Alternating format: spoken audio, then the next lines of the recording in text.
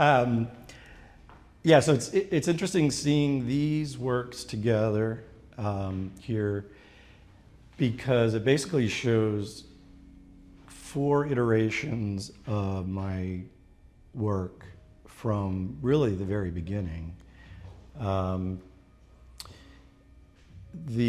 Initially, I mean, I've always taken my lines on my paintings to the edges, with the intent being that they could go on infinitely, or they could just stop here. It's really the interpretation of the viewer. So these here are this is probably my most two-dimensional work. I'm trained as an architect, so this was kind of when after rebelling against straight lines and space and architecture in general, I started to allow myself to play with my lines again, which I'd been doing since I was a little kid, and I had huge sheets of blank newsprint rolls that my parents would bring home, and I would just draw, just make up cities, make up buildings, just make up abstract landscapes. And so this really requires getting up close to appreciate, because it's not as 2D as it looks. There was a lot of putting paint down, sanding it off, putting it down, sanding it off, but with the end goal of basically having lines. So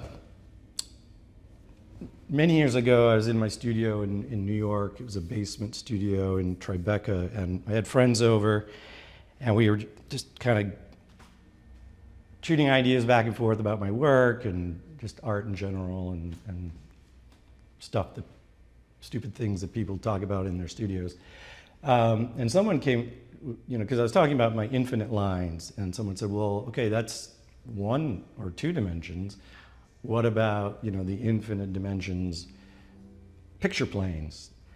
And so that's when I started really thinking and experimenting with layering my lines. And this piece over here is a great example of that, where I have the base, which has lines put on.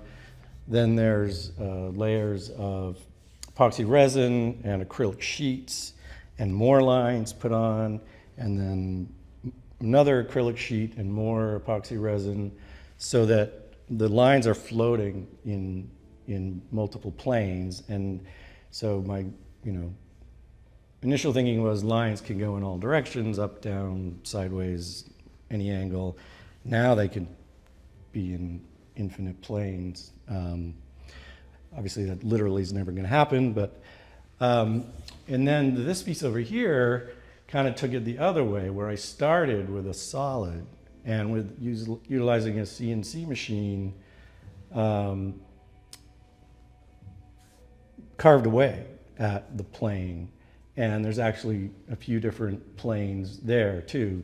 So it's stepping back. And then I read a lot of Japanese literature, like in college and after. And there's a great book called In Praise of Shadows, and they talk about black and lacquers and just how black lacquer can be used for so much. So this is a black lacquer piece that, as as the light changes, as you change your angle, it really changes a lot. It's much more than just a black painting.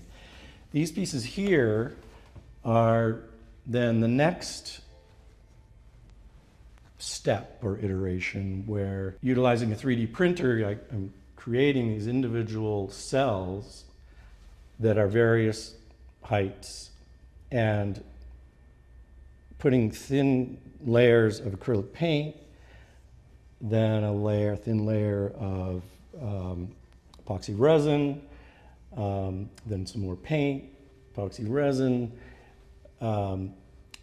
until the whole, there's very few sharp edges. It's all very smooth. Again, there's reflection. They look very blue, but there's actually a lot of varied colors in there. And as you get closer, you can see there's little spots of paint that are in different planes. So in addition to kind of thinking about the lines in different planes, now the paint is suspended in different planes. And this is kind of the direction. I tend to work in all my, my very 2D, 3D layers. I'm always working on multiples of those at once, so it's not like I'm doing one and then move on to another, but this is kind of exciting me the most now. I want to do larger cells so that I can do larger suspended paint and also larger pieces of these as well. Probably twice as high and twice as wide as each individual piece, and exploring colors. So there's a lot there. And I would say that this piece here is more 2D in the lines, but I'm exploring illusion of three-dimensional space, so it's a little bit more literally architectural and studying my interest in light and space and shadow and texture. Thank you.